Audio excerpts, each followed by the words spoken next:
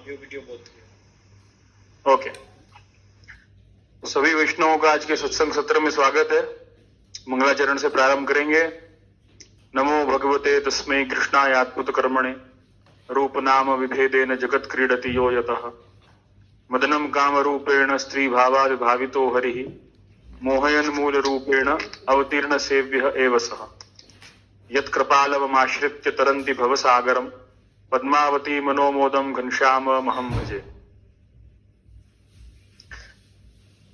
ऐसा के सभी विष्णुओं को ज्ञात है, शिरडायचरण विरचित मद त्याग हेतु ग्रंथ और इस प्रकार के मदों का विवेचन उल्लेख शिरडाई जी ने इस ग्रंथ में किया है। और अभी तक अपन ने 11 मदों का विवेचन सुना है और आज 12वें मद का विवेचन हम प्रारंभ करेंगे। दात्रता अर्थात दान देने का मद। मूल श्लोक के अनुसार मद त्याग हेतु ग्रंथ का ये 15वां श्लोक है और इस श्लोक के अनुसार शरीराई जी ऐसे आज्ञा करते हैं, दात्रताजम ही तद्देश पदार्था स्वत्व भावनात् शत्रु निग्रहजम ब्रह्मात्म जगत द्रोह संभवाद।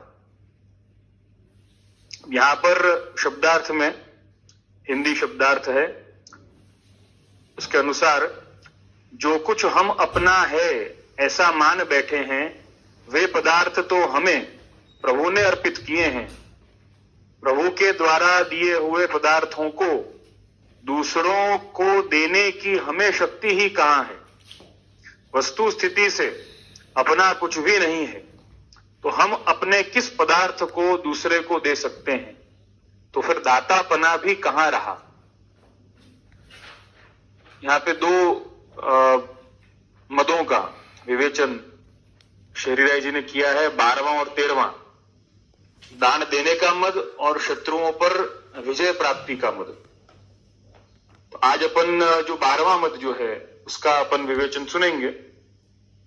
तो दान के अर्थ में यहां पे उल्लेख किया है शरीराई जी ने दान। और दान माने डोनेशन से भी ज्यादा हमको इसका थोड़ा व्यापक अर्थ समझना है। दान माने देना, अभी अपन यही अर्थ लेंगे। दान माने देना, तो ददाती, किसी को भी कोई भी वस्तु अगर दी जाए, अब वो वस्तु किस फॉर्म में दी गई है, किस भाव से दी गई है, वो एक अलग किस्सा है पूरा। लेकिन किसी को भी कोई भी वस्तु अपन देते हैं तो शरीराई जी ऐसी आज्ञा करते हैं कि हमको वो वस्तु देने का एक मद आता है। चाहे हमने कोई भी वस्तु किसी को भी दी हो, चाहे आजकल का तो समय ऐसा है कि जिसकी वस्तु हो उसी को अगर वापस दी हो तो भी है ना मद आता है कि भाई मैंने दी तो सही, दूसरा अगर कोई होता तो देता भी नहीं। ये एक और जुड़ गया है। तो हरिराय जी यही आज्ञा कर रहे हैं, जो कुछ हम अपना है ऐसा मान बैठे हैं वो पदार्थ तो हमें प्रभु ने दिए हैं। प्रभु के द्वारा दिए हुए पदार्थों को दूसरों को देने की हम में शक्ति कहां है। वस्तु स्थिति से अपना कुछ भी नहीं है तो हम अपने किस पदार्थ को दूसरे को दे सकते हैं, तो फिर दातापना कहां रहा। ऐसी आज्ञा कर रहे हैं शरीराई जी। पहले कोई भी वस्तु जो हम अपनी मानते हैं या हम अपनी नहीं भी मानते हुए भी किसी को देते हैं, तो वो देने का एक मद आता है कि नहीं मैंने दिया तो सही इसको। अब उस मद से कैसे छुटकारा पाया जाए। यहां पे शरीराई जी की जैसी आज्ञा है उसके अनुसार और श्री महाप्रभु जी की आज्ञा का अनुमोदन करते हुए हमको किस भाव से किसी भी वस्तु को किसी को देना है, या अपन ऐसा माने कि देने में अपना जो भी मतलब एक एक हेतु हो, लेकिन उस वस्तु पर अपना स्वत्व न मानने, मतलब वो वस्तु अपनी है ऐसा न मानने, उसके लिए क्या किया जाए? क्योंकि ये एक बहुत बड़ा मद है। मुझे ऐसा लगता है कि अभी तक के जितने भी मद हैं सब एक से एक हैं, लेकिन ये दान देने का मद जो है, दान मतलब कुछ भी वस्तु देने का मद, चाहे वो वस्तु कोई भी हो, लेकिन वो देने का मद जो है वो सब में होता है। यानी मैंने उसको कोई वस्तु दी है, अब ये मेरी वस्तु की वैल्यू तो करे या मेरी वैल्यू तो ये करे, ये विविध प्रकार के विचार अपन को आते रहते हैं। तो अब पहले अपन जो है वो दान की व्याख्या बहुत सारी हैं, वैसे तो मतलब बहुत सारी तो क्या है, लेकिन दान का एक सामान्य शाब्दिक अर्थ जो है वो ददाती माने देना, कि वो दिया, वो दान है। अब दूसरा जो है वो जो डोनेशन के अर्थ में लिया जाता है कि भाई डोनेशन के अर्थ में भी दान दिया जाता है या परोपकार के अर्थ में दान दिया जाता है। जैसा कि अभी जो पूरा वैश्विक संकट चल रहा है, अब उसमें हम ऐसा मानते हैं कि ये उचित समय है डोनेशन का, तो बिल्कुल उचित समय है डोनेशन का। मैं दान के कई पहलू में आप सबसे शेयर करना चाहता हूं, जो श्री महाप्रभु जी की आज्ञा है, जो शास्त्र की आज्ञा है, उसके अनुसार जितने भी पहलू मेरे ध्यान में आ रहे हैं वो मैं आप सबसे शेयर करना चाहूंगा। तो यहां पर जो अभी का जो समय है उसके अनुसार अगर अपन विचार करें कि भाई दान डोनेशन जो है वो देना चाहिए, तो मैंने कई बार कई वैष्णवों के मुंह से सुना है और कई लोगों के मुंह से भी ये बात सुनी है, पुष्टि मार्ग जो है वो देने में नहीं मानता है, पुष्टि मार्ग लेने में मानता है। पुष्टि मार्ग की तरफ से कोई सत्कार्य जो है, कोई मानव सेवा के कार्य जो है वो बहुत कम होते हैं, कंपैरेटिव, मतलब कंपेयर्ड टू अदर रिलीजन्स या अदर संस्था या कोई भी एस्टेब्लिशमेंट हो, ऑर्गेनाइजेशन हो, उनसे कंपैरेटिवली बहुत कम होते हैं। मतलब सामान्य अर्थ में अगर समझे तो परोपकार जो है वो कम होता है, ऐसा सब लोग कहते हैं। तो परोपकार के संबंध में कुछ श्री महाप्रभु जी की आज्ञा प्राप्त होती है, तो वही आप सबसे शेयर करनी है, क्योंकि ये बात कई बार ना आती है कि भाई परोपकार करना चाहिए या नहीं करना चाहिए। तो करना तो चाहिए, नहीं करना चाहिए ऐसी तो कोई आज्ञा नहीं मिलती है, करना चाहिए। लेकिन करने के उसके कुछ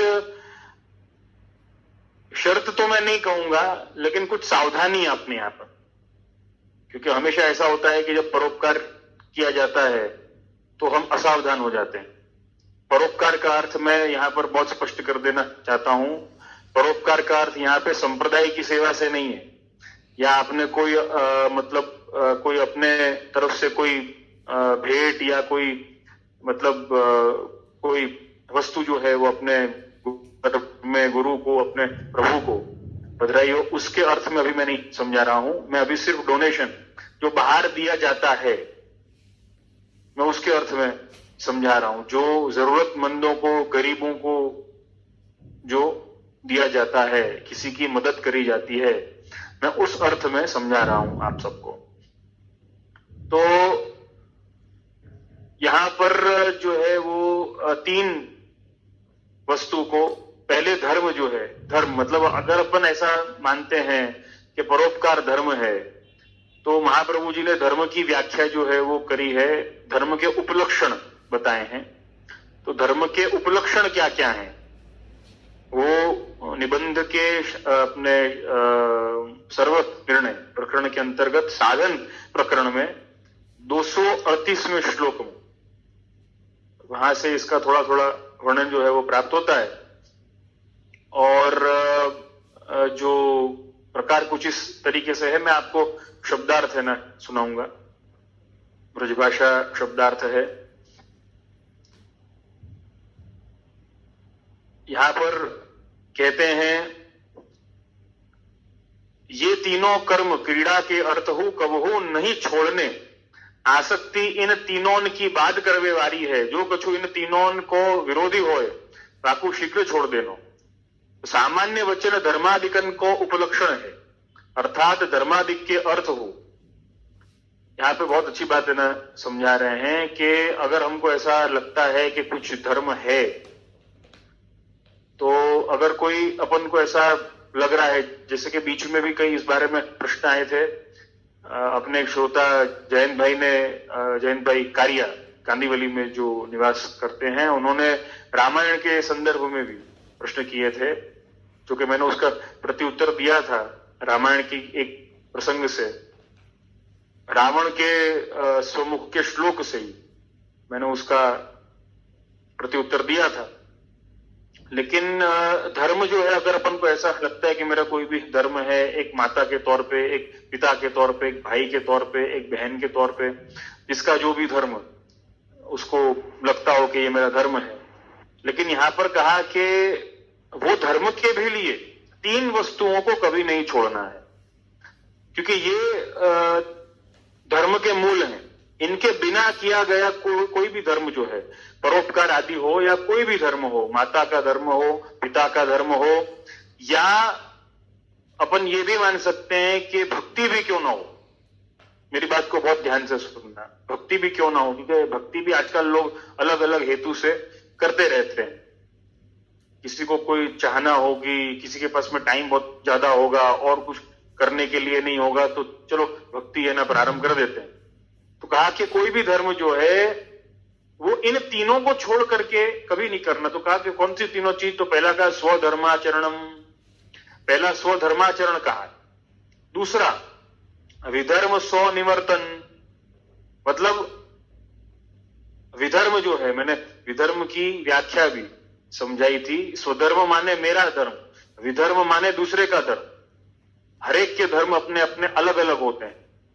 जैसे कि वैष्णव अपन सभी हैं, अब वैष्णव होने के नाते मैं एक वैष्णवाचार्य अगर हूं, तो एक आचार्य होने के नाते कुछ मेरे विशेष धर्म होंगे, तो वो मेरा स्वधर्म जो सेवक सृष्टि है उनसे थोड़ा अलग हो जाएगा, थोड़ा अलग।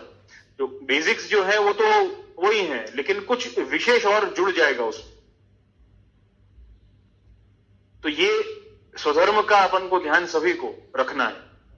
स्वधर्म क्या है उसका ध्यान अपन को रखना है। तो पहला कहा कि स्वधर्माचरणम, पहला स्वधर्म का आचरण। कोई भी धर्म जो है, मतलब कोई भी वस्तु अपन कर रहे हैं, वो स्वधर्म है। जैसा कि यहां पे श्री महाप्रभु जी आज्ञा करते हैं, स्वधर्माचरणम शक्त्या विधर्माच निवर्तनम इंद्रियाश्व विनिग्रह सर्वथा न त्यजेत त्रयम। इन तीनों को कभी नहीं छोड़ना। कोई भी कार्य के लिए, कोई भी धर्म के लिए, कोई भी वस्तु के लिए इन तीनों को कभी न छोड़ना।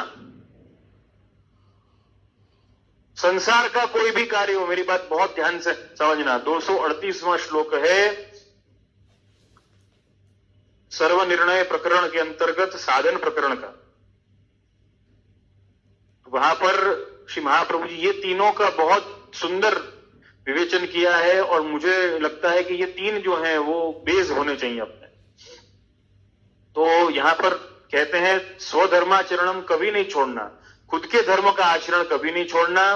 विधर्म स्व निवर्तन, मतलब विधर्म से हमेशा दूर रहना या विधर्म कभी न करना। विधर्म माने दूसरे का धर्म, हमारा धर्म नहीं है। दूसरे के लिए धर्म हो सकता है, लेकिन वो धर्म हमारा नहीं है। विधर्म स्व निवर्तन। तीसरा इंद्रिय विनिग्रह, इंद्रियों का निग्रह करना, माने इंद्रियों को अपने वश में रखना, या उन पर लगाम रखना, या उन पर कंट्रोल रखना। इंद्रियश्वा विनिग्रह, अश्वरूप कहे हैं इंद्रिय को। 11 इंद्रिय जो है वो अश्वरूप है ना, कहे हैं। पंच कर्मेंद्रिय, पंच ज्ञानेन्द्रिय, अंतःकरण इत्यादि यहां पे उल्लेख है सब इसका। तो अश्वरूप कहे हैं, तो कहा कि इनकी लगाम अपने हाथ में रखनी चाहिए। इनकी लगाम अपने हाथ से छूट न जाए उसका ध्यान रखना चाहिए। और अगर इनकी लगाम अपने हाथ में नहीं है तो जैसे घोड़े पे ना बैठो और लगाम अपने हाथ में नहीं हो और घोड़ा भाग रहा है तो अपन को गिरा सकता है, पटक सकता है।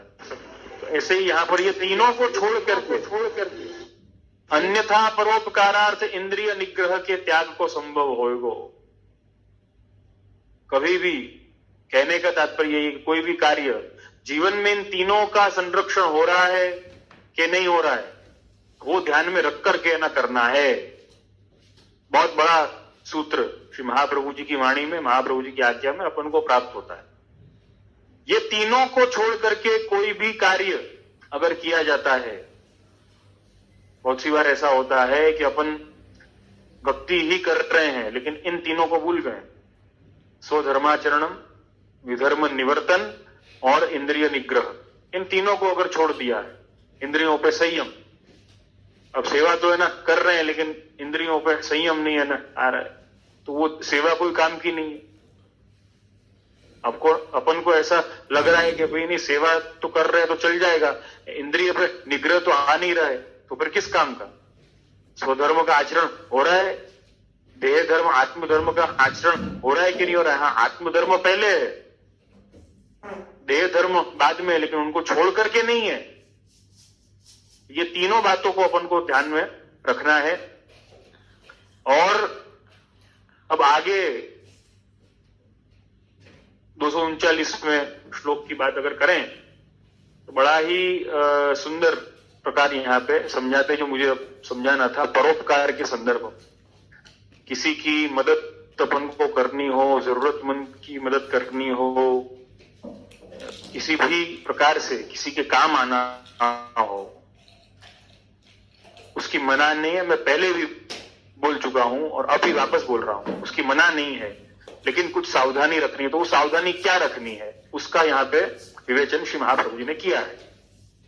तो 239वें श्लोक में, 239 में, एतद् विरोधी यत्किंचित् तत्तु शीघ्रं परित्यजेत धर्मादीनां तथा चास्य तारतम्यम विचारयन्। बड़ा ही सुंदर प्रकार यहाँ पे समझा दिया है श्री महाप्रभु जी ने। और डबल आवाज आ रही है, अच्छा है तो आप दो बार है ना सुनिए, बहुत अच्छा रहेगा। नहीं, अभी शायद नेटवर्क का कोई इश्यू है ना, हो जाएगा। आप मतलब हुआ होगा, आप तो कर लीजिएगा। तो यहाँ पे भावार्थ, इस 239वें श्लोक का जो भावार्थ है वो कुछ इस तरीके से है। जिन देश काल व्यावृत्ति स्त्री पुरुष ग्रंथादिकन के संग करवेते हैं, स्वधर्माचरण, विधर्म निवर्तन तथा इंद्रिय निग्रह तैत विरोधी भाव हृदय में उपजत होए, ऐसे सभिन को परित्याग करनो, तैसे ही स्वधर्माचरण, विधर्म निवर्तन अथवा इंद्रिय निग्रह हूं कहूं कवहुक भगवत भजन में बाधक बनते हों, तो धर्म तथा धर्मी के तारतम्य को विचार करके तिनको हूं त्याग करनो। और यहां पे टीका में आज्ञा कर रहे हैं, पूजा विरोधी धर्मादिक को त्याग करना। पूजा माने सेवा से यहां पे अर्थ लेना है। या विषय में विचार वर्णन करे हैं, भगवत भजन को फल अचल मोक्ष है। परोपकारादि, यहां पे परोपकार का विवरण शुरू हो रहा है, जो मैंने आपको बताया। परोपकार माने दूसरे को हेल्प करना, जरूरतमंद को कुछ देना।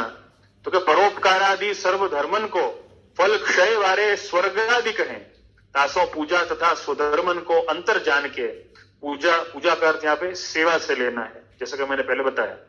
तासों पूजा तथा सर्वधर्मन को अंतर जान के, पूजा के विरोधी परोपकारादि जो धर्म होए तो उनको हूं छोड़ देने, सेवा को छोड़ के नहीं करने और अवकाश में करने। बहुत बड़ा स्टेटमेंट है श्री महाप्रभु जी का। तो यही सावधानी अपन को रखनी है। क्या सावधानी रखनी है? यहां पे ऐसी आज्ञा करते हैं कि बहुत सी बार ऐसा होता है, परोपकार के विचार से हम ऐसा मानते हैं कि भाई परोपकार सबसे बड़ी चीज है, दूसरे को हेल्प करो, बहुत अच्छी बात है। लेकिन सबसे पहला प्रश्न यहां पे महाप्रभु जी ये पूछते हैं कि क्या आपने अपनी हेल्प करी है? कहीं ऐसा नहीं हो जाए कि दूसरे को हेल्प करने के चक्कर में आपको ही हेल्प की जरूरत पड़ जाती हो। वो कैसे? दूसरे को हेल्प करने के लिए गए आप, लेकिन वहां पर इतने ज्यादा इन्वॉल्व हो गए हैं कि आप अपना स्वविवेक आपने खो दिया है, अपना स्वधर्माचरणम खो दिया है, स्वधर्म का आचरण आप भूल गए हो, विधर्म का निवर्तन वो भी भूल गए हो, या विधर्म का पालन करने लग गए हो। इंद्रियों पे निग्रह नहीं रहा है, दूसरे की हेल्प करने के चक्कर में, दूसरे की हेल्प करूं, दूसरे की हेल्प करूं, वो ये ऐसी कुछ बात है कि वो एक वो था ना, वो आदमी था, वो आत्महत्या ना करने जा रहा था, तो भाई अब ऊंचाई पर तो पहुंच गया, पहाड़ पर तो पहुंच गया, खाई थी सामने। किसी को कहा कि भाई अब देखो ऐसा है कि मैं तो अब यहां तक तो आने की हिम्मत जैसे तैसे जुटा ली है, लेकिन अब इससे आगे खाई में गिरने की हिम्मत नहीं आ रही है, एक काम करो धक्का जरा मार दो ना। तो उसने कहा कि अच्छा ठीक है, मेरा क्या जा रहा है, अपन को तो हेल्प ही करनी है दूसरे की, धक्का मार दिया उसको। तो क्या ये धक्का मारना हेल्प है या नहीं है? जब दूसरों की हेल्प है ना करनी, वो अगर पहला धर्म है अपना, भाई वो समझो ऐसा हो सकता है आदमी बड़ा दुखी है जीवन में, उसके पास में कुछ भी नहीं है, जीने के भी उसको लाले पड़े हुए हैं। अब ये परिस्थिति में वो कहे कि भाई एक काम कर दे, मेरी मदद कर दे, धक्का मार दे, एक काम कर दे, मुझे जहर है ना खिला दे, खरीद करके है ना दे दे, तो मैं जहर तो खा लूं, और तो कुछ खाने के लिए है नहीं। तो ऐसी मदद क्या करी जा सकती है? मतलब कहने का तात्पर्य ये है कि ये मदद नहीं करी जाती है, इसका विवेक कैसे आएगा? इसका विवेक स्वधर्म के आचरण से आएगा, स्वधर्म को समझने से आएगा। तो पहले खुद की मदद करनी पड़ेगी अपन को, खुद का स्वविवेक अपन को जागृत करना पड़ेगा।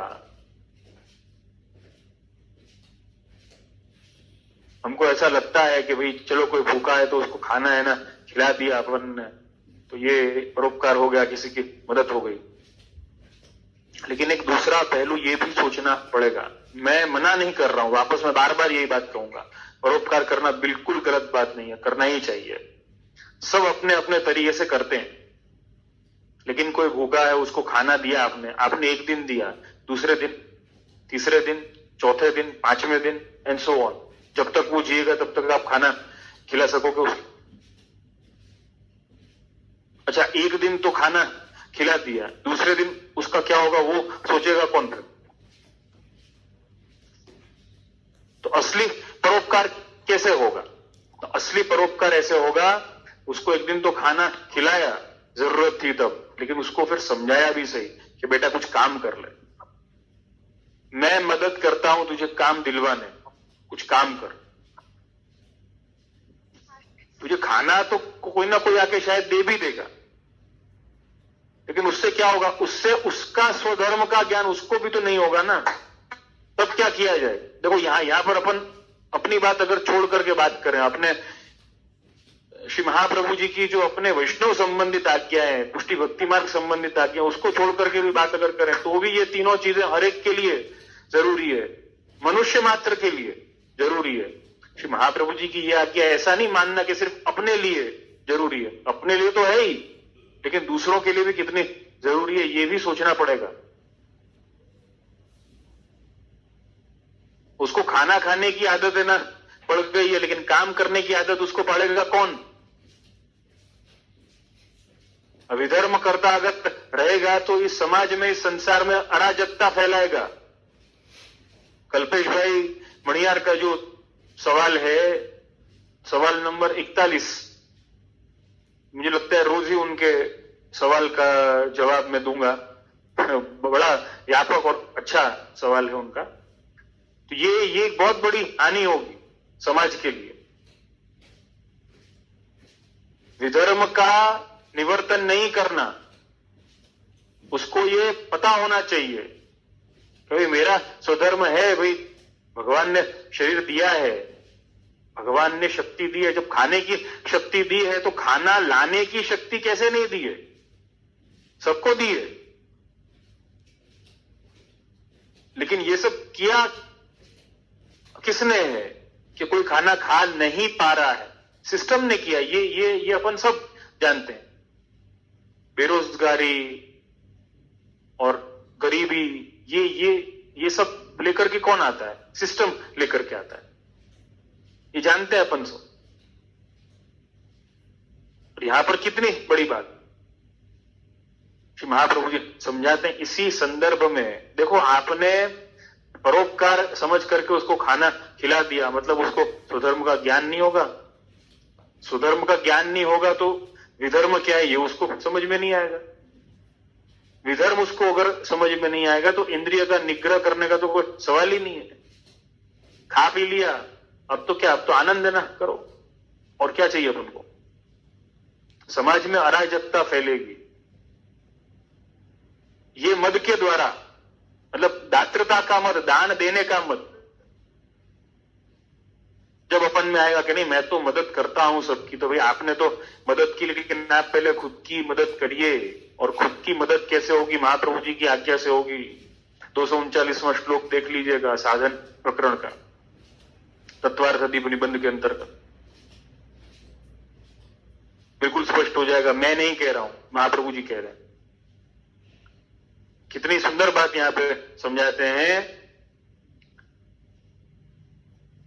परोपकारादि सर्वधर्मन को फल तो क्षय वारे स्वर्गादिक हैं। अगर हमको ऐसा लगता है कि नहीं हमको कोई फल मिलेगा, यद्यपि आज अपनी कोई ऐसी मंशा नहीं है कि हमको कोई स्वर्ग की प्राप्ति हो, पुण्य की प्राप्ति हो, ठीक है अपन ने हेल्प है ना कर दी, होगी पुण्य की प्राप्ति होगी। लेकिन अगर कोई पुण्य संचय के हेतु से भी कर रहा है तो भी श्री महाप्रभु जी आज्ञा कर रहे हैं कि पुण्य संचय के बाद में तुमको क्या मिलेगा? तुमको स्वर्ग मिलेगा, सिर्फ मोक्ष मिलेगा, स्वर्ग मिलेगा ज्यादा से ज्यादा। चलो उसको तो खाना है ना, खिला दिया, बहुत अच्छी बात है, लेकिन क्या उसको स्वधर्म का ज्ञान करवाया? सबसे बड़ा जो परोपकार जो है वो यही है। वैष्णवों, सब इस बात को ध्यान से सुनना और नोट करके रखना अपने हृदय पे, अपनी बुद्धि में। सबसे बड़ा परोपकार अगर कोई है, सबसे बड़ी मदद, सबसे बड़ा सहयोग अगर कोई है तो वो क्या है? स्वधर्म का ज्ञान कराना। भाई तेरा धर्म ये है, अपने धर्म पे चल। सबसे बड़ा परोपकार यही है, सबसे बड़ा दान यही है। मेरी बात को नोट करना। सबसे बड़ा दान, सबसे बड़ी चीज आप किसी को दे सकते हैं तो वो क्या दे सकते हैं? उसके स्वधर्म का ज्ञान उसको करवाना, उसके स्वधर्म पर चलने के लिए उसको सहयोग करना, उसको आगे बढ़ाना, उसको प्रोत्साहित करना, ये सबसे बड़ा दान है। इसीलिए गुरु को संसार में सबसे बड़ा बताया गया। उसका कारण क्या? कि गुरु सबसे बड़ी वस्तु अपन को देते हैं, उस स्वधर्म का ज्ञान दे देते हैं कि ये तेरा स्वधर्म है, इस राह पे चल। वो राह बता देते हैं। और अपने वल्लभ तो ऐसे कृपालु हैं कि हाथ पकड़कर उस राह पर चलना भी सिखाते हैं, साथ साथ में चलते भी हैं। स्वधर्म का ज्ञान सबसे बड़ी बात। किसी को कोई वस्तु देना चाहते हो तो उसके धर्म का ज्ञान उसको दो। तेरा धर्म ये, इस पर चल, तेरा कर्तव्य ये है, इस पर चल, ये कार्य कर। सिर्फ खाना खिला देने से या कुछ पैसे खर्चा कर देने से किसी की मदद नहीं होती है, उससे भी होती है। मैं मना नहीं कर रहा हूं, वापस मैं यही कहे जा रहा हूं, मैं मना नहीं करता।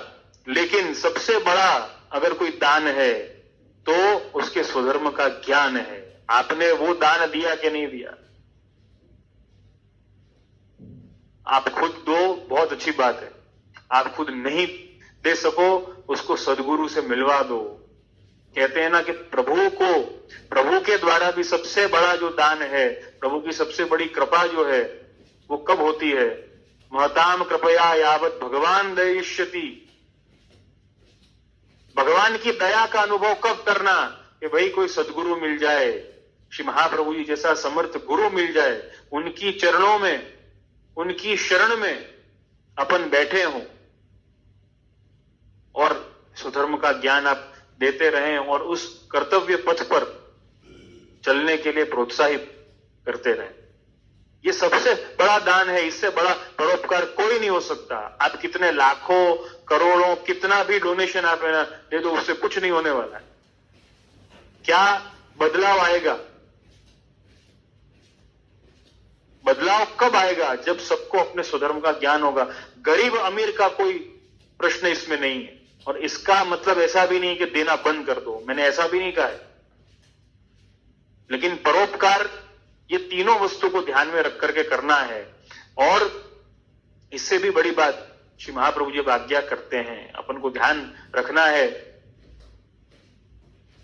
पूजा के विरोधी परोपकार आदि जो धर्म हो तो उनको तो छोड़ देने। पूजा माने सेवा। अब बहुत सी बार ऐसा होता है, लोगों ने अब स्लोगन बना लिया कि मानव सेवा ही माधव सेवा है, मानव सेवा ही माधव सेवा है। लेकिन महाप्रभु जी का जो अभिगम है वो कितनी बड़ी बात है कि किसी को माधव सेवा के लिए प्रोत्साहित करना, किसी को माधव के लिए माधव के निकट ले जाना, वो असली मानव सेवा है। हम क्या करते हैं? माधव को मानव के निकट ले जाते हैं। नहीं, महाप्रभु जी की आप वाणी देखो, महाप्रभु जी की आप आज्ञा सुनो, मानव को माधव के निकट लेकर के जाना, मानव को माधव के पास लेकर के जाइए। कृपया ये दान दीजिए, सबसे बड़ा दान यही है। तारा थकी कोई वैष्णव थाए तो तू वैष्णव साचो। ये सबसे बड़ी बात है। माधव को मानव के निकट लेकर के जाना, उससे अच्छा यह है मानव को माधव के निकट लेकर के जाना, सबसे बड़ा दान है। स्वधर्म का आचरण, स्वधर्म के आचरण का ज्ञान करवा देना। हम इतना अगर नहीं भी कर सकते हैं, सदगुरु की राह बता देने की, ये करता करे न कर सके, गुरु करे सब होए, गुरु बिन ऐसी कौन करे। स्वधर्म का ज्ञान करवाना सबसे बड़ा दान है, सबसे बड़ा परोपकार है। और यहां पे क्या आज्ञा करते हैं? सेवा को छोड़ के परोपकार कबहू न करनो, ऐसी आज्ञा करते हैं। क्योंकि क्यों ये आज्ञा को सुनकर के कई लोग बहुत कंफ्यूज हो जाते हैं कि ऐसी बात क्यों कर रहे हैं महाप्रभु जी, सेवा को छोड़ के परोपकार न करनो। क्या परोपकार हम नहीं अगर करेंगे तो कौन करेगा? एक मानव की मदद नहीं करेगा तो कौन करेगा? तो मानव की मदद करने की मना बिल्कुल नहीं करी। लेकिन आप माधव को भूल के मानव के पास में अगर जाओगे तो वो मानव को माधव के पास में कैसे लेकर के जाओगे? उसको उसके स्वधर्म का ज्ञान कैसे होगा? इस समाज में, इस समाज का उत्थान कैसे होगा जब हर कोई जो है वो, हर कोई इस जगत का जीव जो है वो जगदीश के समीप रहेगा, वो जगदीश के निकट रहेगा, तभी उसको स्वधर्म का ज्ञान होगा, तभी वो कर्तव्य पथ पर चल पाएगा। हमने तो परोपकार कर दिया, लेकिन वो परोपकार के बाद क्या उसको इसी परोपकार की आदत पड़ गई है? ये खास ध्यान में रखना पड़ेगा। सबसे मैं यही आग्रह करूंगा मेरे श्रोताओं से, आप सभी परोपकार करिए, बिल्कुल करिए, जी भर के करिए, भर भर के करिए, बिल्कुल मना नहीं है। लेकिन स्वधर्म को भूल करके, विधर्म को अपना करके और इंद्रियों का निग्रह छोड़ करके ये कभी न करें। आप अन्यथा किसी मार्ग पर चलते जाएंगे, हमको पता नहीं चलेगा किस मार्ग पर चल रहे हैं। मैं किसी भी धर्म के विरोध में बिल्कुल नहीं हूं, लेकिन जो जब कभी भी ऐसी बातें सुनते हैं कि देखो भाई सबसे बड़ा परोपकार का काम क्या है, सबसे बड़ा परोपकार का काम ये, देखो अस्पताल है ना बनवा दिया, कितना बड़ा परोपकार का काम किया, और किसी ने मंदिर बनवा दिया, किसी ने गुरु की पधरामणी करवाई, किसी ने गुरु के पधरामणी के अवसर पर सबको आग्रह किया कि देखो तुम आओ, गुरु के वचनों को सुनो, चरणामृत वचनामृत अधरामृत का लाभ लो। तो सब लोग ऐसा मानते हैं, ठीक है, अब क्या है ये, इसमें क्या बड़ी बात है। मैं आप सबसे ये विचार करने का आग्रह कर रहा हूं। मैं किसी के मन में कोई शंका डालना नहीं चाहता। आप सब इस बात का विचार करो, क्या जितने ज्यादा अस्पताल होंगे उतनी ज्यादा स्वस्थता आने वाली है? जितने ज्यादा अस्पताल होंगे क्या उतनी ज्यादा स्वस्थता? इसका मतलब ऐसा होता है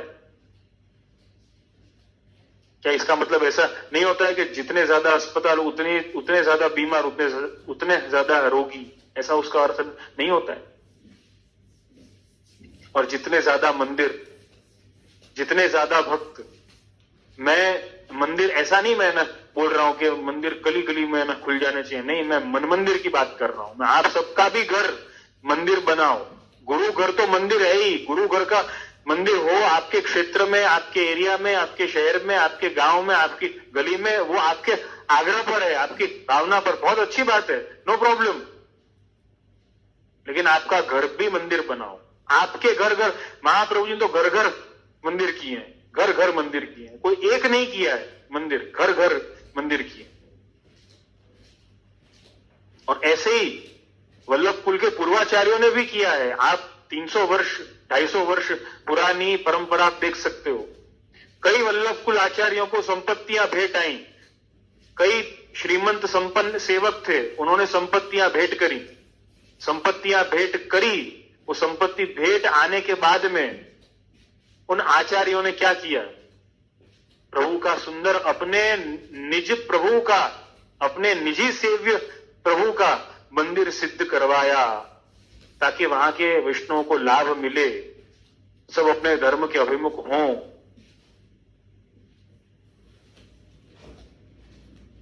मंदिर का अर्थ जो है वो अपने आप में कितना सुंदर था, सबको लाभ मिले, गुरु घर का सन्निधान मिले।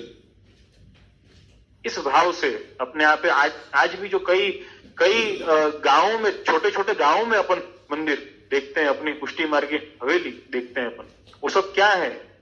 वो सब गुरु घर की भावना से है। कई प्राचीन हवेलियां भी है, 300 वर्ष प्राचीन, 200 वर्ष, कई ऐसी अपन को मिलती है, कई ऐसे प्रमाण है अपने पास। तो वो सब क्या है? देखो, जितने मन मंदिर होंगे, जितने घर घर में मंदिर होंगे, उतनी ज्यादा भक्ति, उतना ज्यादा स्वधर्म, उतना ज्यादा विधर्म का निवर्तन, उतना ही ज्यादा इंद्रिय का निग्रह, ये सब बढ़ेगा। और उतनी ही ज्यादा स्वस्थता बढ़ेगी। कौन सी स्वस्थता? मानसिक स्वस्थता। आप अपने आप से पूछ करके है ना देखो, आप प्रभु के सन्मुख जाते हो, गुरु के सन्मुख जाते हो, मंदिर में जाते हो तब शांति ज्यादा मिलती है, या अस्पताल में जाते हो तब शांति ज्यादा मिलती है? आप मेरी बिल्कुल मना नहीं है कि अस्पताल में दान मत दो, होना चाहिए, अस्पताल भी होने चाहिए, मंदिर भी होने चाहिए। हमको ऐसी कोशिश करनी है कि अस्पताल में जाने की कम से कम जरूरत पड़े। उसके लिए क्या है? उसके लिए गुरु का सन्निधान है। हम अपने स्वधर्म को प्रोत्साहित करें, हम स्वधर्म पर चलें और स्वधर्म को प्रोत्साहित ये हमारा कर्तव्य होना चाहिए। मैंने बार बार आप सबसे भी ये आह्वान किया है, पहले भी किया था। वल्लभ कुल अकेले पर पुष्टि मार्ग को छोड़ देना कि नहीं, वल्लभ कुल ना ये संभालेंगे, वल्लभ कुल को तो संभालना ही है, वो तो पहले संभालेंगे, लेकिन आप सबका भी सहयोग चाहिए।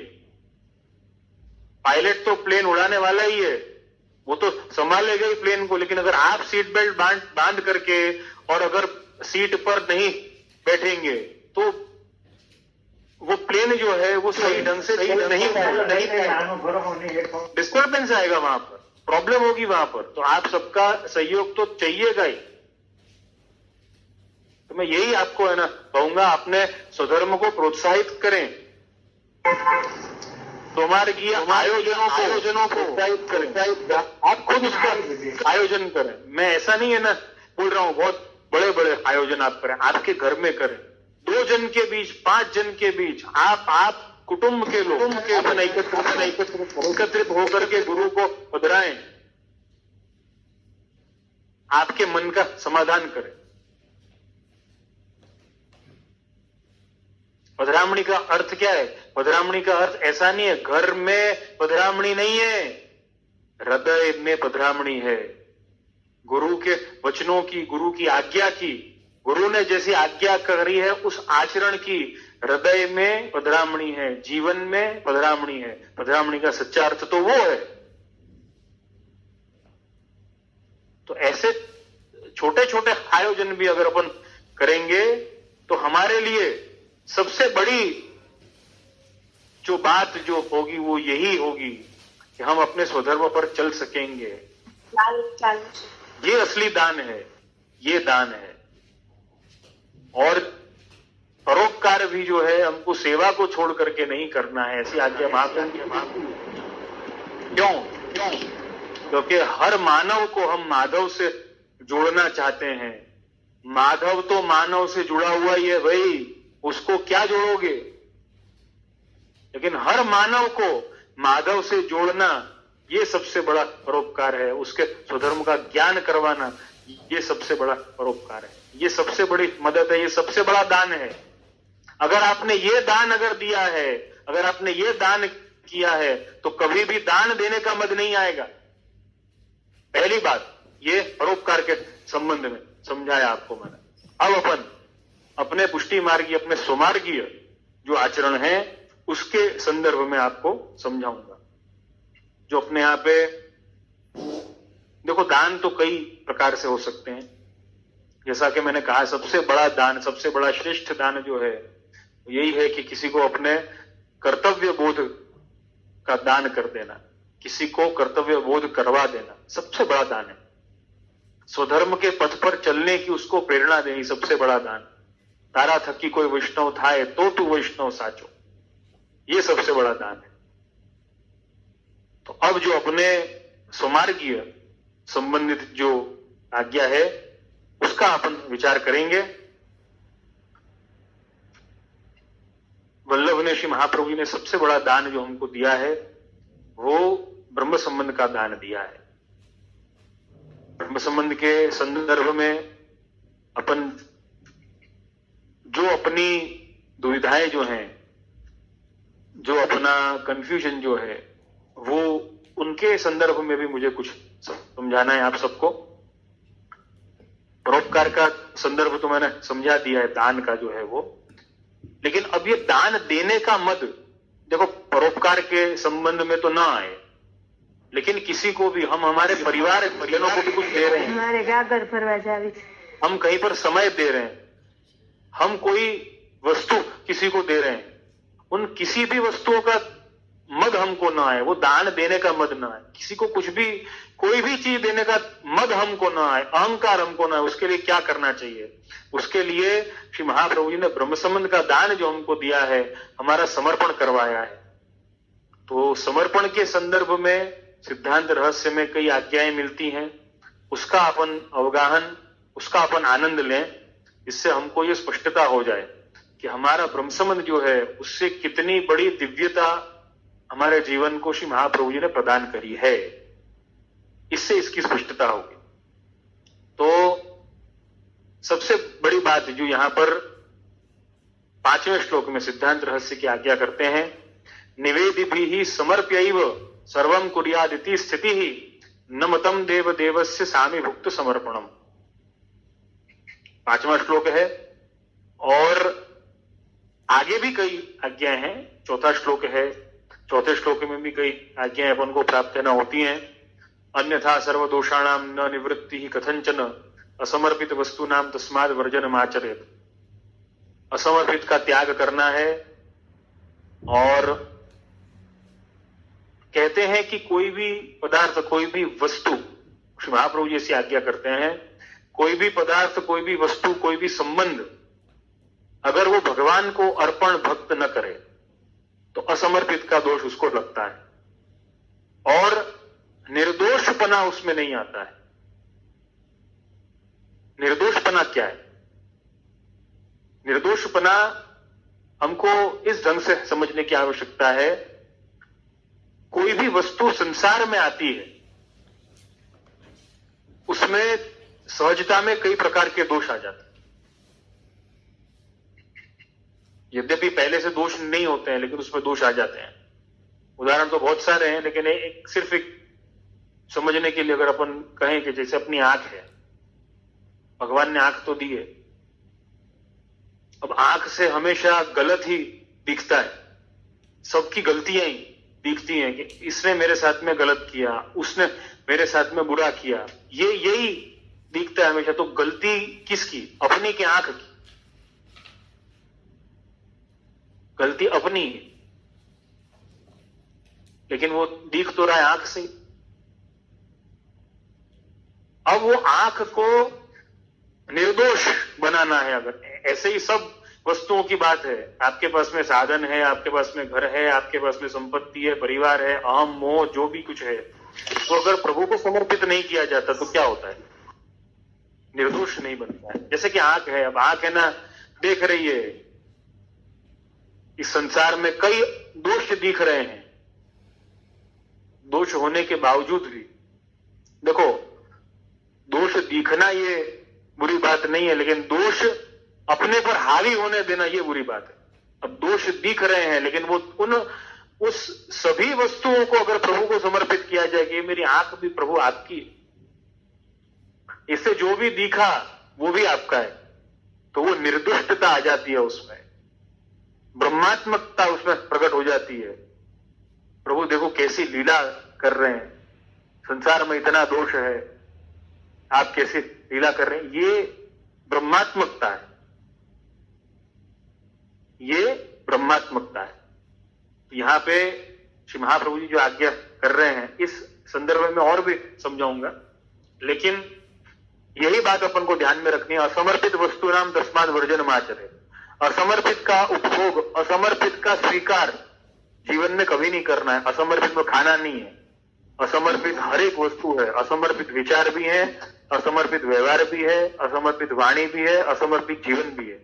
उसमें खाना तो बहुत छोटी सी बात है, खाना भी है ऐसा नहीं है, लेकिन सब उसमें आ गया। तो निवेदि भी ही समर्प्य सर्वम कुर्याद इति स्थिति। यहां पे 3 प्रकार टीका में समझाए हैं। मैं 5वें श्लोक का, सिद्धांत रहस्य के 5वें श्लोक का जो ब्रजभाषा शब्दार्थ है वो आप सबको सुनाऊंगा। पुष्टि मार्ग की रीति सु आचार्य के द्वारा जा जीव को निवेदन भयो है, जिस जीव को आचार्य के द्वारा, वल्लभ कुल वंशज के द्वारा, श्री महाप्रभु जी के द्वारा निवेदन करवाया गया है, मतलब ब्रह्म समन दिया गया है, वह जीव को भगवान को अर्पण करके ही सब कार्य करना है, सब कार्य करना है। इस बात पर ध्यान देना, ऐसा नहीं कि हमने बस सिर्फ प्रसाद लिया तो सब आ गया उसमें, ऐसा नहीं है, सब कार्य करना है। ऐसी भक्ति मार्ग की दोष रहित मर्यादा है, ये भक्ति मार्ग की मर्यादा है। तामे जो अर्धभुक्त पदार्थ हो, सो देवन के देव प्रभु को समर्पण करवे योग्य नहीं है। अर्धभुक्त वस्तु जो है वो प्रभु को समर्पित नहीं करनी। अर्धभुक्त माने कोई 1 किलो दाल अगर आई है, आधा किलो ठाकुर जी के लिए रख दी और उसमें से 100 ग्राम अपन रोज है ना वापर रहे हैं। आधा किलो दाल अपनी, आधा किलो दाल ठाकुर जी की, 100 ग्राम उसमें से रोज अपन वापर रहे हैं, तो इसकी मना कर रहे कि वो उससे वो 500 ग्राम भी अर्धभुक्त हो गई, ऐसा अपन को मानना।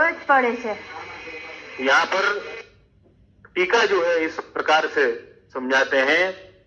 3 प्रकार यहाँ पे बता रहे हैं कि निवेदन, दान और अर्पण, ऐसे 3 प्रकार हैं। ये प्रश्न भी था शायद किसी का, मुझे लगता है कि थोड़े दिन पहले था, निवेदन और समर्पण में अंतर क्या है। मुझे आज मिला नहीं है, लेकिन ये मुझे याद भी है, थोड़ा बहुत याद है, शायद प्रश्न था, लेकिन नहीं भी हो तो भी अपन इसकी स्पष्टता देंगे कि निवेदन, दान और अर्पण ऐसे 3 प्रकार हैं। निवेदन करना माने ब्रह्मसमन जब लिया तब अपन ने निवेदित किया, अपने आप को निवेदित कर दिया कि प्रभु हम आपके हैं, हमारी सब वस्तु आपकी, ये निवेदित किया। और दूसरा दान, 3 प्रकार समझाते हैं। दूसरा दान, अब ये दान कौन सा है? स्वस्वत्व निवृत्ति पूर्वकम पर स्वत्वोत्पादनम इति दानम। खुद की सत्ता को छोड़ना और पर सत्ता का स्थापन करना, वो दान है। ये भी एक दान का अर्थ है। ये ही दान का अर्थ ऐसा नहीं है, ये भी एक अर्थ है दान का। तो पहला निवेदन बताया, जब ब्रह्मसंबंध अपन ने लिया तो अपने आप को निवेदित किया। अब तीसरा जो प्रकार जो बताते हैं वो समर्पण का, या अपन ऐसा मान सकते हैं कि वो समर्पण के अंतर्गत फिर विनियोग भी आएगा उसमें। समर्पण अथवा अर्पण ऐसे तीन प्रकार है। तासो वस्तु को नाम लेके प्रभु उनको जताए देनो सो निवेदन कहो जाए। वस्तु का नाम लिया और प्रभु से विनती कर दी कि ये सब कुछ आपका है, वो निवेदन, मतलब आत्म निवेदन। ब्रह्म संबंध का एक नाम आत्म निवेदन भी है। तो आत्म को निवेदित कर देना तथा विधि पूर्वक अपनी सत्ता को छाड़ के द्रव्यादिकन में दूसरे की सत्ता उत्पन्न करनी सो दान कहो जाए। अपनी सत्ता किसी वस्तु पे छोड़नी और दूसरे की सत्ता स्थापित करनी, वो दान कहा जाता है। ये भी एक व्याख्या है। शास्त्रीय व्याख्या दान की इसी प्रकार से मिलती है। और इसमें जो उदाहरण अपन को समझना हो तो सबसे बड़ा अपन मान सकते हैं कन्यादान, इसमें आता है। सत्ता छोड़ करके अन्य की सत्ता का स्थापन, कन्यादान एक बहुत अच्छा एग्जाम्पल है इसका। और सेवक जैसे रसोई सिद्ध करके अपने मालिक को अर्पण करे, तैसे ही स्वामी को भोगवे योग्य पदार्थ स्वामी को जतावनो तो अर्पण है। वाही रीति सु भक्ति मार्गीय सेवा करता को ये कर्तव्य है कि प्रथम प्रभु को निवेदित भई ऐसी वस्तु फिर प्रभु को अर्पण करे। कितनी बड़ी बात है। पुष्टि मार्ग की रीत क्या है कि जो वस्तु आपने निवेदित करी, मतलब ब्रह्म संबंध के समय में जो वस्तु अपन ने प्रॉमिस करी है, वचन दिया है प्रभु को कि ये वस्तु आपकी है, अब उन्हीं वस्तुओं को आपको समर्पित करना है, उन्हीं वस्तुओं का आपको विनियोग करवाना है। ऐसी यहां पे आज्ञा कर रहे हैं। लौकिक तथा वैदिक सर्व कार्य करनो ऐसी भक्ति मार्ग की मर्यादा है। ताही रीति सु करवे में दोष नहीं आवे है। कौन सी रीत से? प्रभु को अर्पण करने से दोष नहीं आता है, नहीं तो अपने वचन भंग का भी दोष लगता है। क्यों? जो जाको दान कियो है सो वस्तु अपने उपयोग में नहीं आ सके, तैसे ही जो वस्तु प्रभु को भेंट करी है सो वस्तु अपने उपयोग में नहीं आ सके, परंतु जाको अर्पण कियो है सो वस्तु अपने उपयोग में लेवे में दोष नहीं है। प्रभु को जो समर्पित किया है उसका उपभोग करने में, प्रसादी उपभोग करने में सेवका नाम यथालोके व्यवहार प्रसिद्ध्यति, आगे वचन प्राप्त होता है महाप्रभु जी का सिद्धांत रहस्य ग्रंथ में। हमको प्रभु को सब कुछ समर्पित करके चलना है। ऐसा नहीं कि सिर्फ भोग है ना, हम ऐसा मानते हैं कि सेवा कर ली मतलब हमारा कार्य हो गया। वो तो एक सिर्फ एक भाग है, सिर्फ एक अंश है कि आपने प्रभु को कुछ भोग धरा, प्रभु के लिए आपने समय निकालना, वो तो सिर्फ एक अंश है। मुख्य क्या है? प्रभु को पूरा जीवन समर्पित करना, वो मुख्य है। आपने प्रभु को जब आत्मनिवेदन किया था, मतलब ब्रह्म संबंध लिया था, उस समय में ऐसा नहीं कहा था कि मैं अपने जीवन के 2 घंटे निकाल करके आपको भोग है ना धर दूंगा, जगा दूंगा, खिलौना साज दूंगा, श्रृंगार जो होंगे वो धरा दूंगा, फूल फल और कुछ ना ले आऊंगा, धर दूंगा और मैं आपकी इस ढंग से सेवा करूंगा, ये मेरा आत्म निवेदन है। ऐसा है ना कहा था? ऐसा नहीं कहा था। अपन ने तो हर एक वस्तु का नाम दिया है, स्त्री पुत्र दारागार, ये लोक परलोक घर आदि, मतलब सब संबंध सब कुछ आपका।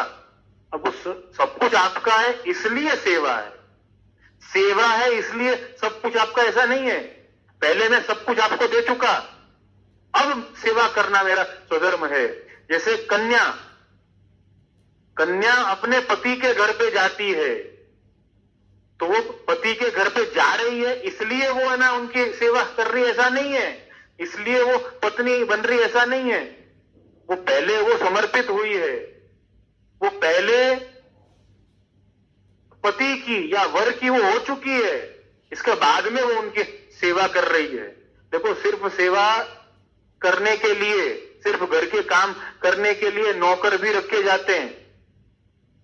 नौकर का खास समर्पण है। लेकिन तो अगर हमने आत्मनिवेदन नहीं किया है, हम अपने आप को निवेदित नहीं मानते और सेवा किए जा रहे हैं, तो वो तो सेवा हुई नहीं, वो तो, क्योंकि उसमें समर्पणात्मक सेवा नहीं है, सेवा नहीं हुई वो। तो हमको समर्पण का ध्यान रखना है। तस्मादादौ सर्व कार्य सर्व वस्तु समर्पणम, ऐसी आज्ञा कर रहे हैं। सर्व वस्तु का, सर्व कार्य का समर्पण करना है।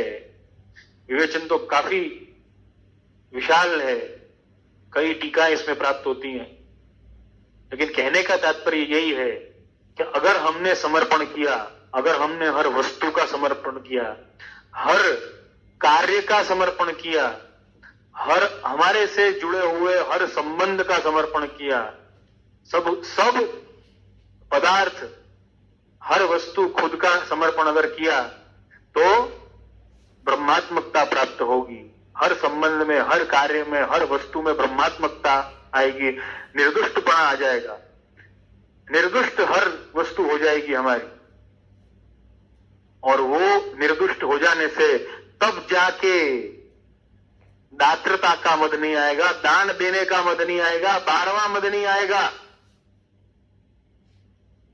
नहीं तो ये मद हमेशा रहेगा, ये मद हमेशा रहेगा कि मैंने दिया, देखो मेरा था, मैंने दिया। अरे भाई, कैसे दिया?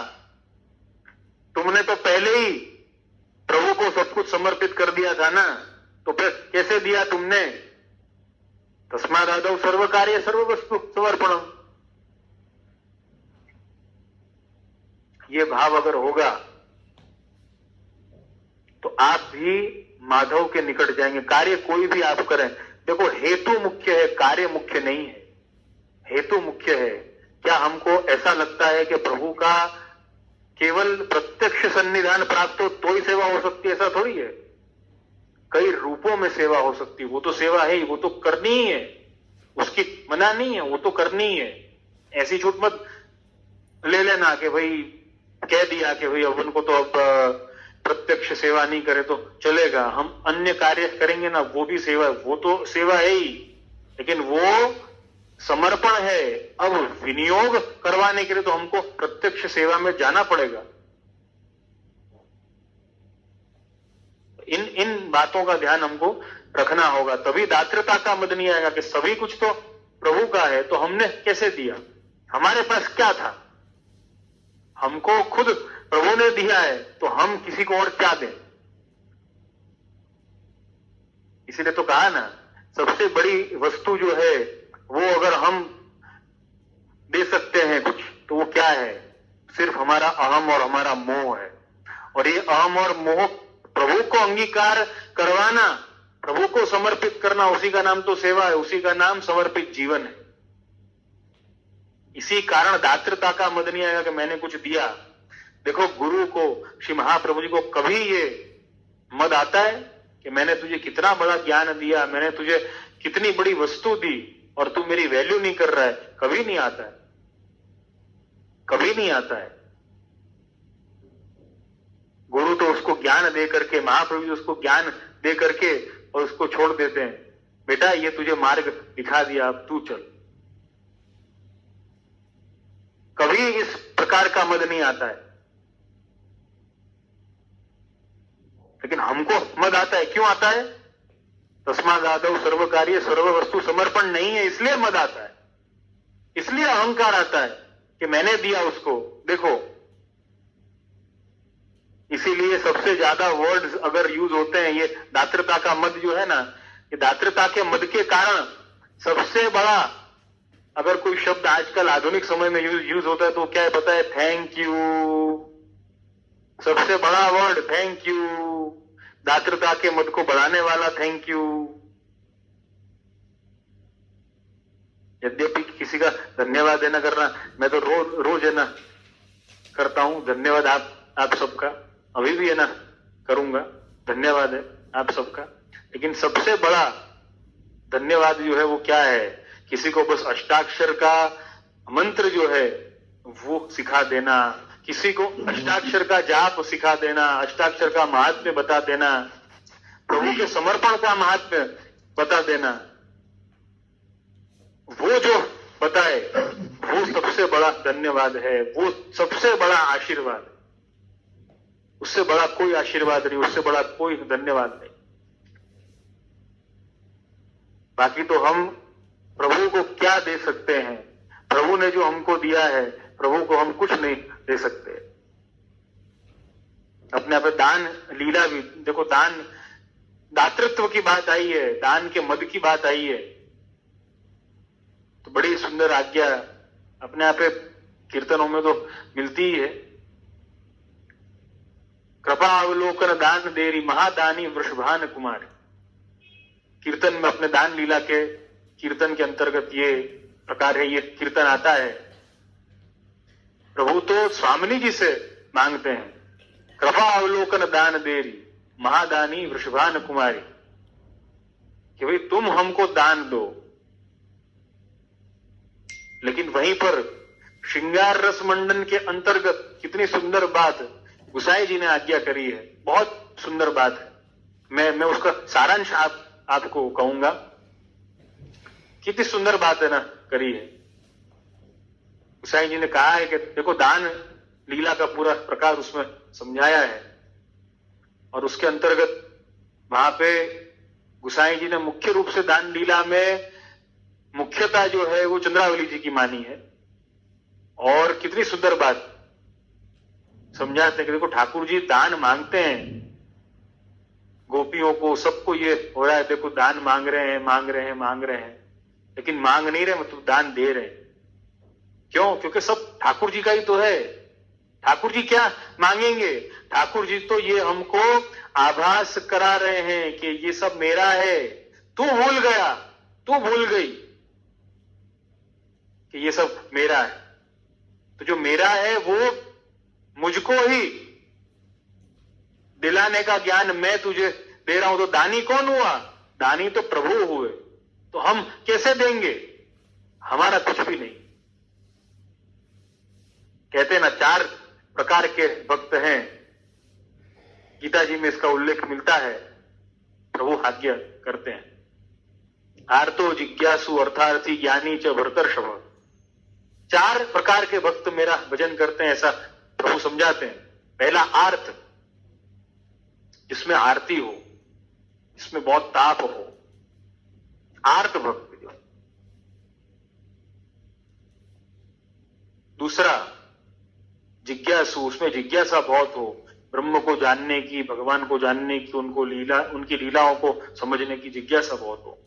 तीसरा अर्थार्थी, अर्थार्थी है, मतलब कोई ना कोई स्वार्थ के संबंध में वो भगवान का भजन कर रहा है। और चौथा जो है वो ज्ञानी बताया, ज्ञानी भक्त। जो ज्ञानी भक्त माने कौन? जैसे गोपीजन। ज्ञानी माने सिर्फ वेद और शास्त्र का ज्ञान ले लिया और वो उसकी बात नहीं कर रहे हैं। ज्ञानी कौन? ज्ञानी वो है जो महात्म्य ज्ञान पूर्वस्तु सर्वतोधिक सुदृढ़ स्नेह, जिसमें भक्ति का ऐसा ज्ञान है, महात्म्य ज्ञान है, प्रभु के महात्म्य को समझता है। वैष्णव, अपने प्रभु के महात्म्य को आप समझो। प्रभु हमको सब दे रहे हैं, ये महात्म्य को समझना पड़ेगा। और ये महात्म्य को समझाने के लिए ही वल्लभ है। वो कहा ना, एक कथा है ना, होती है प्राप्त के, एक संत एक गांव में थे, नदी के किनारे पर बैठे हुए थे। वहां पे सामने एक धोबी आया कपड़े धोने के लिए। संत को बड़ी दया आई कि देखो कितना गरीब आदमी कितनी मेहनत कर रहा है। तो पत्थर दिया उसको एक, लेकर के जा। पत्थर दिया उसको एक और कहा कि भाई तेरा कल्याण होगा, जा बेटा। पत्थर दिया, लेकर के है ना गया। अब वो संत वहां से विजय हो गए, चले गए। 1 साल बाद वापस उधर आए, वो नदी के तट पर देखा तो फिर वो है ना धोबी उधर आया और कपड़े है ना धो रहा है, मेहनत बहुत है ना कर रहा है।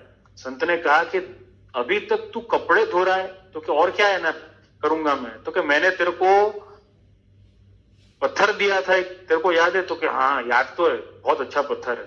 तो कि अच्छा?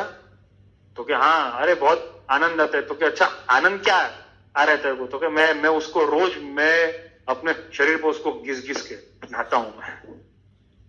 तो कि अच्छा? तो कि भाई तू समझा नहीं वो क्या था? तो कि क्या था? पारसमणि था।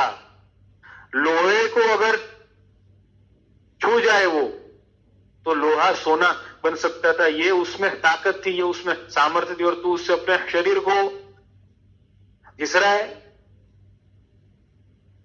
तब उसने कहा कि गुरुजी आपने बताया कहां था कि पारसमणि है?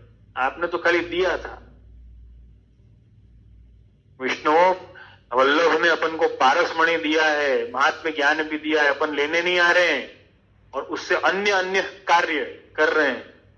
धोबी की तरह, जैसे धोबी है ना, वो पारसमणि लेकर के और शरीर घिस रहा है, वैसे हम भी हमारे समर्पण को, हमारी सेवा को, हमारे सेवक भाव को वेस्ट कर रहे हैं।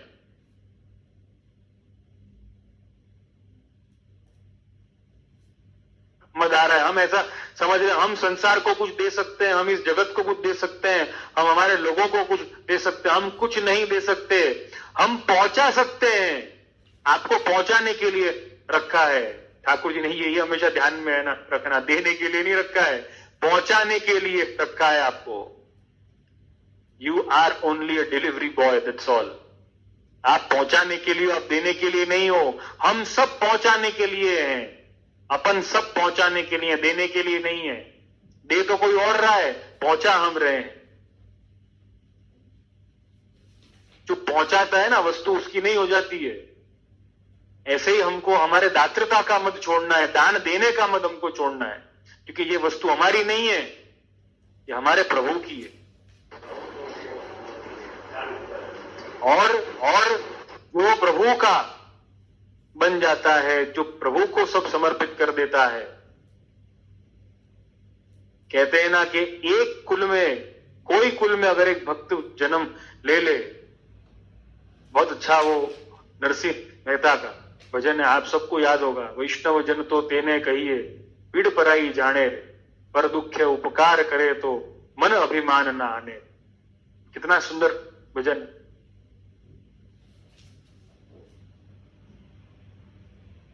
उसमें एक पंक्ति आती है, मुझे पूरा तो नहीं है याद, लेकिन बहुत सुंदर पंक्ति है। कुल एको तिर तार्या रे, कि ऐसा वैष्णव जहां पर हो जाए, ऐसा भक्त जहां पर हो जाए, उसका तो कुल तर जाता है। और यही बात अपने श्री गोपीनाथ जी भी आज्ञा करते हैं बलि राजा के संदर्भ में। वामन द्वादशी की स्तुति, वामन द्वादशी की प्रार्थना, वामन द्वादशी के उत्सव के संदर्भ में श्री गोपीनाथ जी ने श्लोक लिखा है, बड़ा सुंदर है। यथा स्वदास वंशीय बले अर्थार्थ सिद्धये अंगीकृतं तु तत्सर्वम तथैव कुरु मे प्रभु। कहते हैं कि बलि राजा ने समर्पण किया, बलि राजा को समर्पण साचो, बलि राजा ने दान का संकल्प किया। बलि राजा को अहंकार नहीं आया। क्यों नहीं आया? मैंने दिया, क्योंकि समझते थे प्रभु ये तो आपने दिया है, आप तो अपनी वस्तु मांग रहे हो, मैं तो पहुंचाने के लिए हूं केवल, बस मुझे तो आपने निमित्त है ना बनाया है, मैं तो पहुंचाने के लिए हूं, देने के लिए नहीं हूं। तो गोपीनाथ जी ने कितनी बड़ी बात लिखी, यथा सुदास वंशीय बले अर्थार्थ सिद्धये, कि ये बलि जो है वो वंशज कौन का? तो क्या प्रहलाद का वंशज है। यथा स्वदास वंशीय, खुद के दास का वंशज है। प्रभु तो दास का तो ध्यान रखते ही हैं, भक्त का तो ध्यान रखते ही हैं, उसके वंशजों को भी तार देते हैं। कुल एको तिर तार्या रे, कितनी बड़ी बात है। अपने कुल में, अपने परिवार में एक भक्त अगर हो जाए ना, तो उस भक्त को सम्मान देना, उसको प्रेम देना, उसको स्वतंत्रता देना कि नहीं तू तो भक्ति कर, तू तो आनंद कर। कुल एको तिर तार्या रे, अरे ये तो कितनी बड़ी बात है कि कोई घर में कोई भक्त हुआ, कितनी बड़ी बात है, अपना सौभाग्य मानना, बहुत बड़ी बात है। यथा सुदास वंशीय भले अर्थार्थ सिद्धये, प्रहलाद के वंशज बलि के अर्थ, उसके अर्थ की सिद्धि के लिए कौन सा अर्थ? उसके समर्पण का, उसकी भक्ति का अर्थ। अंगीकृतंतु तत्सर्वम, जैसे उसका सर्वस्व आपने अंगीकार किया, तथैव कुरु मे प्रभो, ऐसे ही मेरा सर्वस्व आप कब अंगीकार करोगे? कैसी विनती है ना करने के, मेरा सर्वस्व अंगीकार करो। ऐसे नहीं कि छोटी छोटी थोड़ी थोड़ी चीजें ले ली, ऐसे नहीं, सर्वस्व अंगीकार करो मेरा। अंगीकृतंतु तत्सर्वम तथैव कुरु मे प्रभो, ऐसे ही मेरा सर्वस्व आप अंगीकार करो। ये छोटी छोटी वस्तुएं लेके क्या होगा? सर्वस्व अंगीकार करो, सर्वस्व अंगीकार करो। एक भक्त जो है इससे ज्यादा क्या दे सकता है कि वो खुद को है ना दे दे? सबसे बड़ी बात है प्रभु को खुद को देना, ये सबसे बड़ी सेवा है। या हम ऐसा कहें कि यही जीवन की सार्थकता है, अन्य कोई भी सार्थकता नहीं। तो अगर दान देने का मद, अगर दातृता का मद आ रहा है, तो उसको छोड़ने का सबसे बड़ा जो माध्यम जो है वो समर्पण है। प्रभु को सब कुछ समर्पित है ना कर दो, और अपने आप को डिलीवरी बॉय मान लो कि भाई मैं तो पहुंचाने के लिए हूं, देने वाला तो वो है, मैं तो पहुंचाने के लिए हूं, मैंने नहीं दिया है, दिया तो उसने मुझे है, और मुझे ये आज्ञा है ना करिए, या मुझे ये प्रेरणा करिए कि मैं आप तक पहुंचा दूं, बस। तो मैं तो पहुंचाने के लिए हूं, देने के लिए नहीं। तब दातृता का मत जाएगा। और बस आज के सत्र को विराम देते देते कुछ छोटे प्रश्न हैं, उनको अपन देख लेते हैं। बहुत ही कम समय लूंगा आप सबका।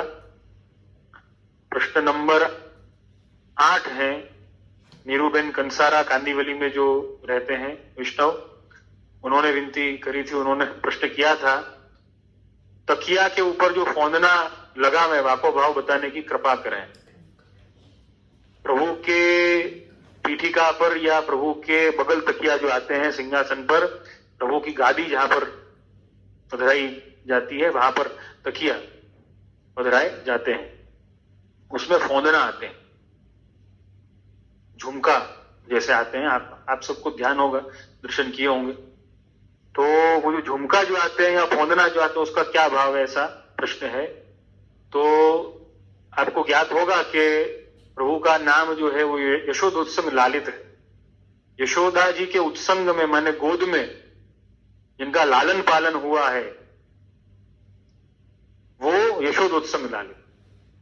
यशोदोत्संग लालित जो हैं, यशोदा जी के गोद में विराजमान हैं, तो अपने आप पर प्रभु को जिस गादी पर पधराया जाता है वो यशोदा जी की गोद माननी, यशोदा जी का उत्संग मानना। और जो तकिया जो है वो यशोदा जी की भुजा माननी या हस्त माननी, ऐसी भावना श्री गोकुलेश ने समझाई है।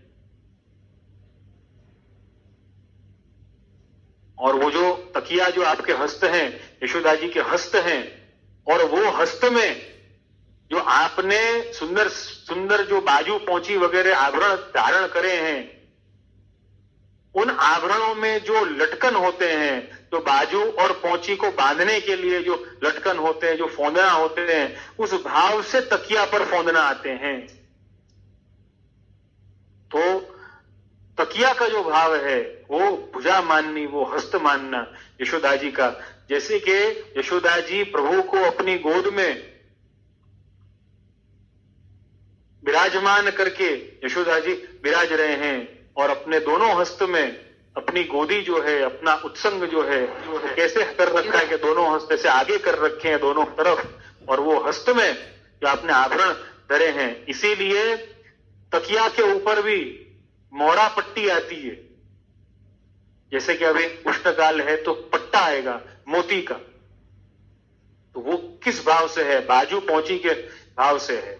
और उसका जो फौंदना जो है, उसको जिस डोरी से बांधा गया है, उसको वो डोरी के झुमका जो है उस भाव से फौंदना आते हैं। तो ये यशोदोत्संग लालित का भाव है इसमें। नीरूबेन कंसारा का ये प्रश्न था। और दूसरा एक छोटा सा प्रश्न और है, नीताबेन चंदा राणा का है, 42वां प्रश्न। मेरा क्वेश्चन ये है कि ठाकुर जी को चंदन खाली अक्षय तृतीया के दिन धराया जाता है कि डेली? तो ठाकुर जी को चंदन की गोली जो है वो अक्षय तृतीया के दिन धराई जाती है, 5 गोली। पुष्टि भक्ति मार्ग की परंपरा और अपने प्रणाली का, इनके अंतर्गत गोली जो है वो अक्षय तृतीया के दिन धराई जाती है। और अभी रोहिणी नक्षत्र में सूर्य जब आएगा तब चंदन धराने का विशेष प्रकार है। तो चंदन का वागा अपने सप्तम घर में, सप्तमेश महाप्रभु के घर में प्रभु को, श्री मदन मोहन जी को, वो समय में चंदन का वागा धराया जाता है। माने पूरे श्रीअंग पर चंदन का लेप होता है और वो लेप के ऊपर फिर श्रृंगार धराए जाते हैं। वो चंदन का वागा उसको कहा जाता है। अपने यहाँ पे अपने घर का ऐसा प्रकार है। और रोहिणी नक्षत्र में शीतल स्नान होते हैं। प्रभु को वर्ष भर में कभी भी ठंडे जल से स्नान नहीं होते। ठंडे माने कोई फ्रिज का या मटके का नहीं, लेकिन सादा जल, हमेशा उष्ण जल से स्नान होते हैं। मतलब थोड़ा આપણે ગુજરાતીમાં કહીએ નવાયું जल, લ્યુક वॉर्म वाटर से हमेशा स्नान होते हैं। लेकिन रोहिणी नक्षत्र में जब सूर्य हो तो शीतल स्नान होते हैं संध्या आरती के पश्चात सायंकाल में। तो ये सारे उष्णकाल के प्रकार हैं। लेकिन चंदन की गोलियां धराने का प्रकार उष्णकाल में अक्षय तृतीया के दिन है। मूल प्रकार मनोरथ से आप किसी और दिन धराना चाहें तो गुरु आज्ञा से आप धरा सकते हैं, लेकिन उसके लिए गुरु आज्ञा अनिवार्य है, क्योंकि फिर अपन को विवेक शायद न रहे कि कब धराना और कैसे धराना। जैसे कि अपने यहाँ पर कई जिनको प्रकार का ध्यान नहीं है वो श्रीमस्तक पर चंदन लगा देते हैं, समर्प देते हैं। तो श्रीमस्तक पर कभी भी चंदन समर्पने का प्रकार पुष्टि मार्ग में नहीं है। मस्तक पर कभी भी चंदन का लेप प्रभु को नहीं किया जाता, श्रीअंग पर होता है, मस्तक पर नहीं होता। ये परिपाटी अपने यहाँ की परंपरा है। महाप्रभु जी ने जो परंपरा स्वीकार करी है, महाप्रभु जी ने जो प्रकार स्वीकार किया है, उसी को परंपरा से अपन अपनाते हैं और वही परंपरा को अपनाना चाहिए।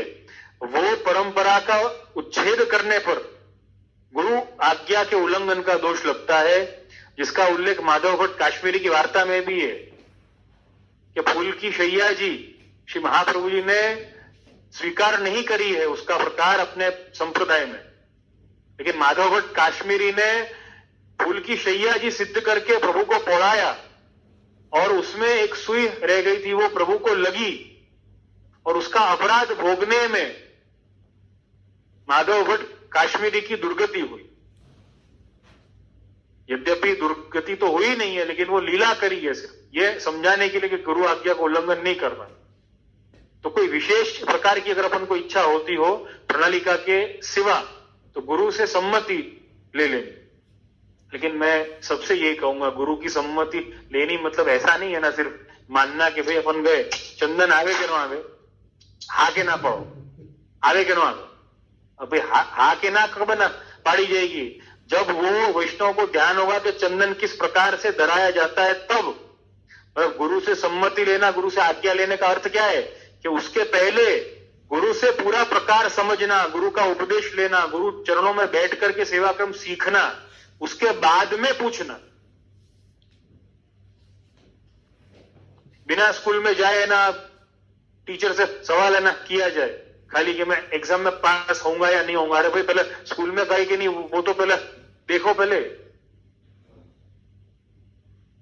तो पहले अपन को ये समझना होगा कि अपने मार्ग की रीत क्या है, अपने घर की परंपरा क्या है, सेवा का क्रम क्या है, तत्पश्चात हमको आज्ञा लेनी है। और दूसरा इनका सवाल है, ये भी बहुत छोटा सा सवाल था। आजकल जब फैमिली में कोई बेबी बॉर्न होता है तो उसकी छठी की जाती है। आजकल लोग छठी में जमणवार रखते हैं, तो वैसे में हमें खाना चाहिए या नहीं खाना चाहिए? देखो, पहली बात तो ये है कि छठी के भोजन में अगर ये विवेक नहीं है कि पिंडरू वाले जो हैं, जनना शौच जिन जिन को है, उन लोगों ने अगर उसका यथाविधि पालन नहीं किया है, मतलब वो लोग रसोई को छू रहे हैं, सब जगह छू रहे हैं, तब फिर भोजन नहीं करना चाहिए। जैसे कि हमारे वल्लभ कुल का प्रकार ऐसा है, मैं वल्लभ कुल की बात कर रहा हूं कि भाई हमारे यहाँ पे जो पिंडरू वाले जो होते हैं, यद्यपि हमको छठी का निमंत्रण मिलता है और पिंडरू वाले अगर हों, जिस घर में पिंडरू हो वहां पर अगर गए हैं, उन्होंने कोई स्पर्श नहीं किया है रसोई आदि का, जल आदि का, तो वहां पे भोजन करते हैं। ठीक है, उन्होंने अगर छुआ है तो वहां पे भोजन नहीं करना चाहिए।